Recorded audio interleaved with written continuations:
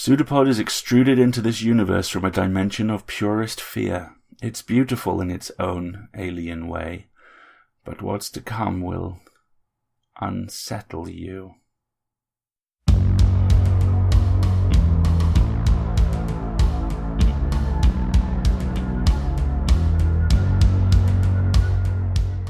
Pseudopod, episode 642, 5th April 2019. This week's story, The House That Dripped Character by B.G. Hilton. Lead me to a lonely place, dressed for opening time. Show me bleeding where my love burns you breathing fire. Hello everyone, welcome to Pseudopod, the weekly horror podcast. I'm Alistair, your host, and this week's story comes to us from B.G. Hilton and is a Pseudopod original. But before we dive into that, let's talk a little bit about what we have coming up across the next 4 weeks. You see, to my mind, there are very few genres more capable of dealing out comedy than horror. And for the next 4 weeks, we have a horror comedy showcase for you, which will demonstrate just how much fun can be had in the words fundamentally terrifying. And that brings us, of course, to this story, which is narrated by Ron John. So without further ado, well, we have a story for you. Or is it a property? Either way, do come in. Everything you're about to hear is the truth. The crowd is roaring and the fists are thrown up in the air.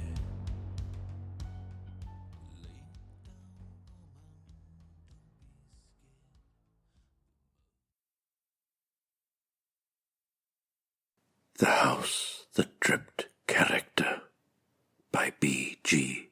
Hilton. Narrated by Ron John. It is a dream. It must be. Each of us remembers sleep taking us, be it in a bed, on a sofa, or at the back of a crowded classroom. We know we are asleep, so of course we must be dreaming. And yet we are not.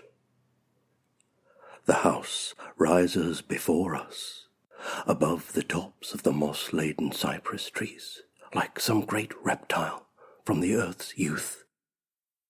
Paint of some indeterminate colour, bleached here by the sun and darkened there by the rain, peels from its splintery timbers.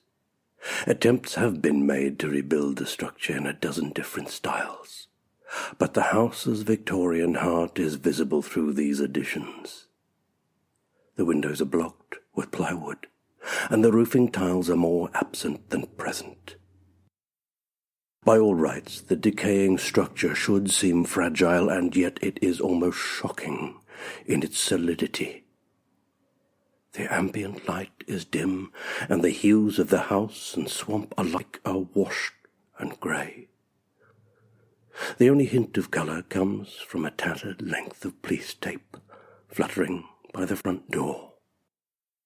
There is no sign of a road, no sound of traffic, no address on the front of the house. From the deep shadows beneath the trees emerges a figure. He, if it is indeed a he, for we can scarcely see a body beneath the tattered robes, scarcely see a face beneath the dark grey hood. He walks with a careful tread of the very elderly. Slowly, ever so slowly, he shuffles to the porch of the house. From beneath his robes the figure produces a clipboard. In a voice that could wilt flowers or make a baby howl, the grim spectre speaks. In recent years, Greg and Cynthia have grown weary with the rat race in suburban Buffalo. They've decided to move into a new house in the western swamp of ultimate despair region, where I have found 3 unhallowed dwellings for them to consider Will they find the house that ticks all their boxes? Or will they be destroyed by their own hubris? Hello, I am the realtor, and welcome to the house that tripped character. Suddenly, without warning, we are no longer in the swamp, no longer near the house. In a sickening instant, we have been plucked out of space itself. We barely even have time to panic before we return to reality to find ourselves in a mid-priced condominium in upstate New York. Amidst family photos and IKEA furnishings, a man and woman in their mid-30s perform mundane chores. How to describe them? Imagine a black comedian's stand-up routine about how dull white people are. Imagine that a mad scientist took that monologue and, using the darkest and most unholy arts, brought that cliché-ridden monologue shuddering into hideous pseudo-life. That is what Greg and Cynthia look like. I have a job in the financial sector, Greg says. Who is he talking to? To us. He looks in our direction, but does not even know that we can see him. Not one of those high-end financial sector jobs, he continues, where you get to live on cocaine and single malt until you die of an ulcer in the strip club. I'm more than just add things up and don't talk back kind of financial sector guy. I'm looking for a big house that's close to town, with a big garden, a small kitchen, and plenty of space for my collection of antique lawnmower gas tanks. I'm more of an arty sort of person, Cynthia says. She tries to keep the existential angst from her voice. She fails. I run some sort of impossibly specialized boutique that doesn't sound like it could realistically have more than 3 customers a year. Maybe it's a tax dodge. Maybe you just underestimated the demand for crocheted hats for gerbils. Either way, I somehow make it work. What I want is a small house on the outskirts of town, with no garden and a huge kitchen. We can surely do without a lot of extraneous storage space. Space and time abruptly fold, warp, unfurl, and we are gazing into twin red eyes that shine from beneath the hood of the realtor. In my game, he whispers. You are the spectators and the referee, all rolled into one, for this sport is nothing if it is not fairly played. You have witnessed the players. Now it is time to see the board. We are moving. How? There is no way to know. We are inside the house in the swamp. It is neither as damp nor as dark as we may have guessed from outside. It is dusty, though. A single grey layer covers the floors and makes the furniture seem ghost-like and otherworldly beneath its tarpaulins. This paleness contrasts sharply with the oak-panelled walls, stained so dark that they seem to trap the light like salmon in a net. An oppressive feeling of dread hangs over the spacious open-plan living area and modern kitchen. The colour scheme of the bathroom is a tad too 70s. But surely the least attractive features are the chalk outlines just visible beneath the dust outside the master bedroom. Dare we consider the bedroom? Dare we? We have no choice.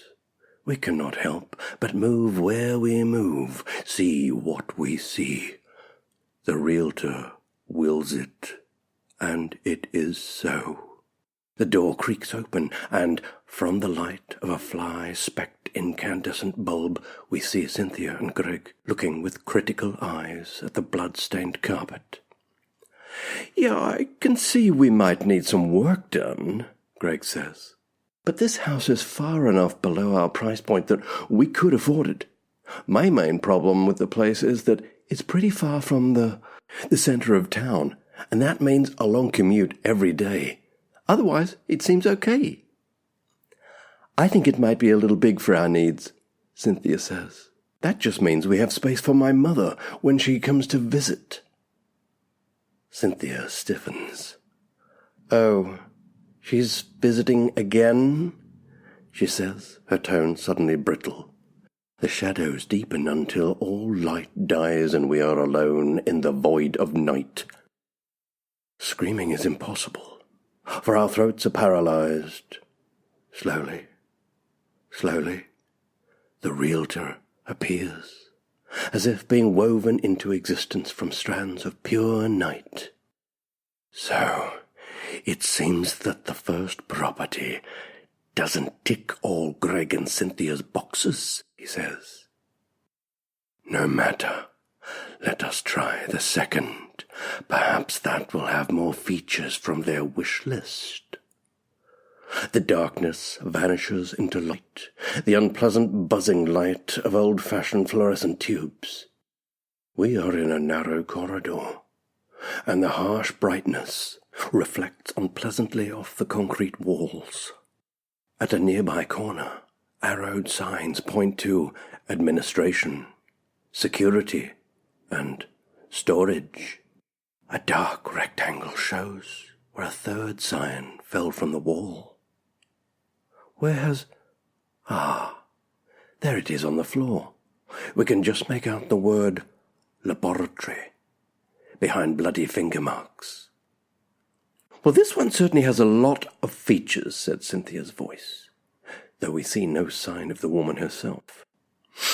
It's a little bigger than I would have wanted, but the concrete-on-concrete construction should make cleaning easy.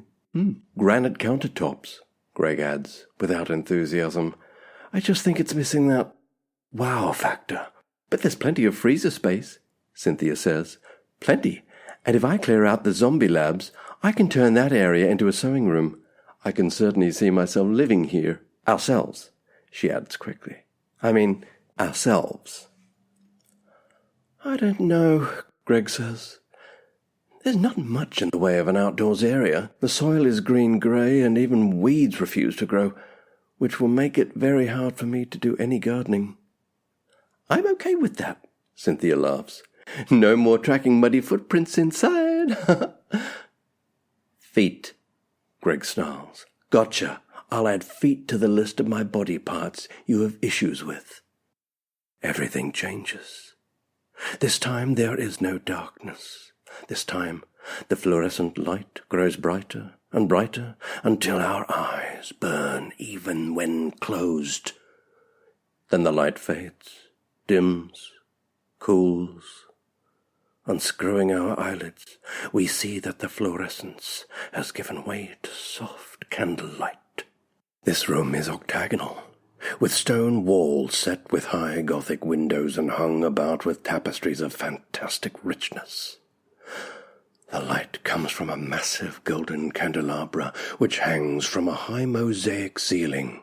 In the center of the room is a round depression filled with embroidered cushions of velvet and satin. Amidst these decadent furnishings, 3 women lounge. They are gorgeous beyond belief, beyond nature, beyond anything that is holy. They wear barely visible nightgowns over milk-pale skin, and inch-long ivory fangs protrude from ruby mouths. Between them lies a man, slowly dying from multiple shallow wounds, as the vampire women writhe sensuously in his ebbing lifeblood. Okay, so what's this? Greg sighs, gazing upon the sanguinary feast with barely concealed boredom. Some kind of vampire orgy pit, Kinda 90s retro, I guess, Cynthia shrugs. Very 90s. Vampires went all, celibacy after that, I think. Anyway, it makes an okay conversation piece. On the other hand, the inbuilt wardrobe leaves a lot to be desired, and the neighborhood has issues.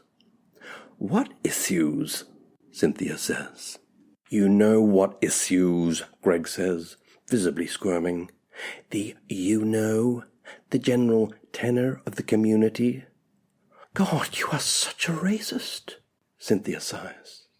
That's not it at all, Greg replies, though he seems to be addressing his shoes. This time, when the scene changes, it is a palpable relief. Now, we are in a park. The sunlight, the green grass, the gorgeous flower beds all conspire to surprise our eyes. Are we at last free? Free of the realtor and his horrors? Did the nightmare end and return us to the waking world? For a moment, it seems it might be so, until Greg and Cynthia stroll into view. They are holding hands and smiling, but their expressions of warmth are so artificial that they could be used to flavor soft drinks. They stop, and the realtor looms up behind them. Now it is time, the shade intones. Our players must make a choice, for all of life is choices. Will Greg and Cynthia choose good or evil, life or death, love or hate, or perhaps they will choose House 1, with loads of space and a ton of old-world charm. House 2, with a more than adequate cooking area and zombie production facilities. Or will it be House 3, with its modern plumbing, erotic vampires, and proximity to shops and transport? Choose and be damned. Well, I like house number 2, Cynthia says. Greg can live in house number 1 if he wants, where there's plenty of space for his mama. I just felt that house number 1 had more features, Greg says. Features that might distract us from the purgatory that is our lives together. And it is substantially below our price point. So, cheap. Always so friggin' cheap. Well, we can't all run non-working businesses off our daddy's trust fund, princess.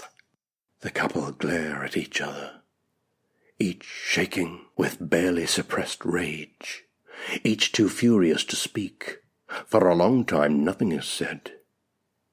There is nothing but the park and their animosity, hanging in the air like ozone before a thunderstorm. In their silent faces can be read vast Dickensian volumes on themes of contempt, regret, and self-loathing. At long last, Greg speaks. His voice seems to come from very far away. So probably the best compromise is house number 3. Yes, that's right, Cynthia says, in tones sad enough to make her statue weep. It's got a big enough kitchen for me to avoid you in, and some space for your stupid hobbies too, I guess. All the world seems to twist and bubble as if reality itself was boiling away, leaving us once again in the empty nothingness of the realtor's realm. It is empty, a lightless void, featureless, save for an A4-sized portrait of the realtor that hangs in space beneath a brass plaque that reads, Employee of the Month. Ever is it so? The fiend cackles. Do you think my game unfair? Rigged? It is not. It is the fairest game of all.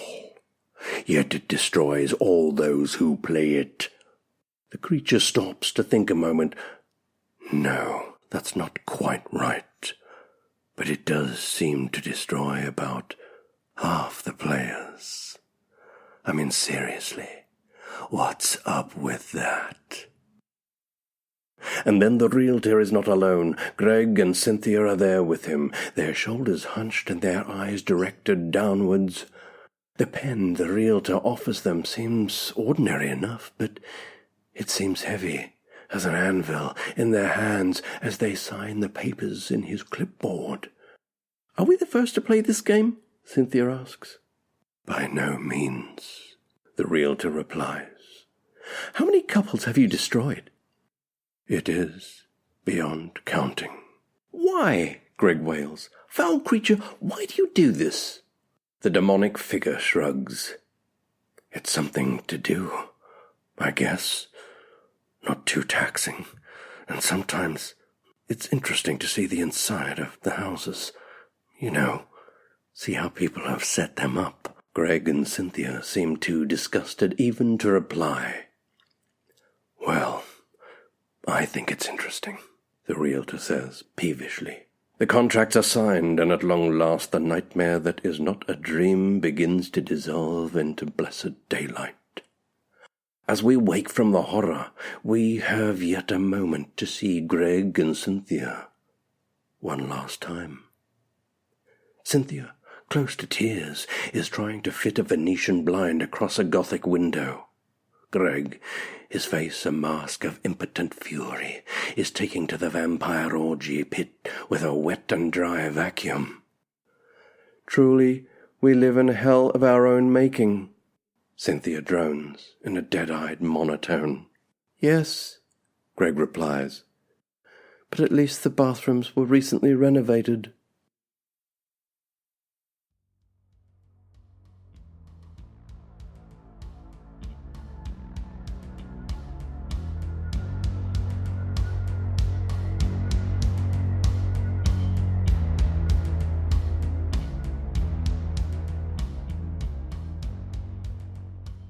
When we asked BG about the origins of this story, here's what they said.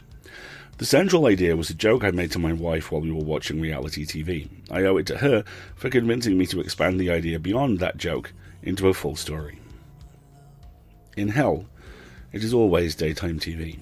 The View enters its triumphant 8,000th hour as they wheel out the cast of NCIS Hoboken to discuss Season 40's latest horrifying twists before throwing across to Chad on the weather. It's always Chad on the weather. It's always been Chad on the weather. It always will be Chad on the weather, and the weather will always, always be hot. I love this story. I love Ron John's delivery. I love how deftly it walks the line between full-on "they're coming to get you, Barbara" and ancient eyebrows arched so carefully you can hear them creak. Best of all, I love how at the centre of this joke are two issues tied together: the inherent stupidity of reality TV and the horrors of the property ladder. I've never encountered the first. I've stepped off the second, but Ben captures both so perfectly here. The feverish excitement of needing somewhere to live, the horror it's tinged with, the wish for it all to just be over. It's all true, it's all funny, it's all frightening, and that's not something you get to say every day. Great job, both. Oh, and do check out the episode of Decoder Ring we linked to in the show notes. It deals with reality television in a less supernatural perspective, but in a far more in-depth way, and it complements this story really nicely. Just remember, nothing is further from the truth than reality TV. Or at least, that's what we like to tell ourselves. And you know what else we like to tell ourselves? We like to tell ourselves that Alistair's about to ask us for money. And you know what? We're right. We rely on you entirely to pay our authors, cover our server costs, cover everything, really.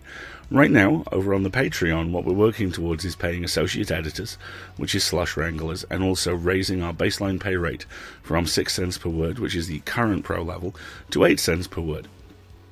We want to do this because we want to give back to our community, which is you and us. And I'm a firm believer, as are we all, in using any position you have not to make things better for you, but to make things better for everybody. So with that in mind, if you could find your way towards donating, we would find it incredibly useful, because we always do. There are two ways you can do it. The first is through PayPal. All that involves is just going to pseudopod.org and clicking on Feed the Pod. The second, as I say, is going to Patreon, where you can subscribe for as little as $5 a month. Both of those options get you access to the premium content bucket, which is just crammed full of premium content. It's extra audio, hours of the stuff, and it's all really, really good. Alternatively, if you can't help financially, maybe help socially. Leave a review on Google or iTunes. The more reviews we get, the more searchable and discoverable we become. Alternatively, if you have a blog, write about us maybe, or tweet an episode you particularly liked, or talk about us on Facebook, anything like that. You wouldn't believe how much that helps. Basically, we have the oxygen of publicity and the oxygen of money. and we kind of need both to breathe. So if you want to help us keep breathing, please help out. And thank you to all of those of you who already do. So, we will be back next week with The City of the Gone Away by Ambrose freaking Bierce, folks. That's right, the undisputed Weird King of Fiction plays one night only, acoustic. He won't be taking requests, do not ask for Freebird. Oh, and he'll be accompanied by the wonderful BJ Harrison, and it will come out under a Creative Commons Attribution, Non-Commercial and No Derivatives license. Your audio engineer this week and next week is the incomparable Marty Perrette. I have been your host, Alistair Stewart, and I will leave you with this quote: "Enter freely and of your own will, and do please enjoy a complimentary muffin."